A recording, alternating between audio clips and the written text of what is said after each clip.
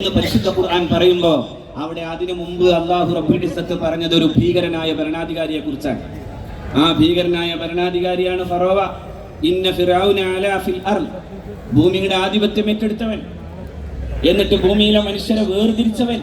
Divide and rule, ഭിന്നിപ്പിച്ച് ഭരിക്കുക എന്ന് പറയുന്നത് ഒരു ബ്രിട്ടീഷ് തന്ത്രമായിരുന്നില്ല. ആ തന്ത്രം നേരത്തെ ചെയ്തയാളാണ് ഫറോവ. ആ ഫിറഔനെ കുറിച്ചാണ് അല്ലാഹു റബ്ബുൽ ഇസ്സത്ത് പറയുന്നത്. ആളുകളെ വേർതിരിച്ച് വർഗീകരിക്കുകയും എന്നിട്ട് ആൺകുട്ടികളെ കൊന്നുകളയുകയും. അങ്ങനെയാണ് ഖുർആന്റെ പ്രയോഗം. അവരുടെ ആൺകുട്ടികളെ കൊന്നുകളഞ്ഞു. അവരുടെ സ്ത്രീകളെ അപമാനിച്ചു കളഞ്ഞു. അവൻ വലിയ കുഴപ്പത്തിൽപ്പെട്ടയാളാകുന്നു എന്ന് പരിശുദ്ധ ഖുർആൻ പറയുന്നത് നമ്മൾ മനസ്സിലാക്കേണ്ട ഒന്ന്.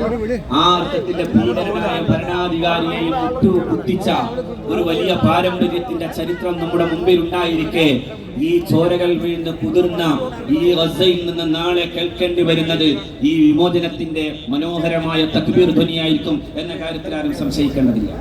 അത് മനുഷ്യന്റെ ചരിത്രത്തിന്റെ ഭാഗമാണ്.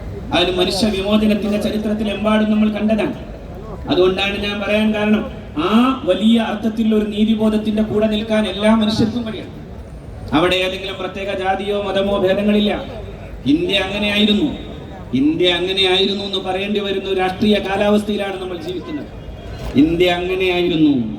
മഹാത്മാഗാന്ധിയുടെ കാലത്ത് അങ്ങനെയായിരുന്നു. നെഹ്റുവിന്റെ കാലത്ത്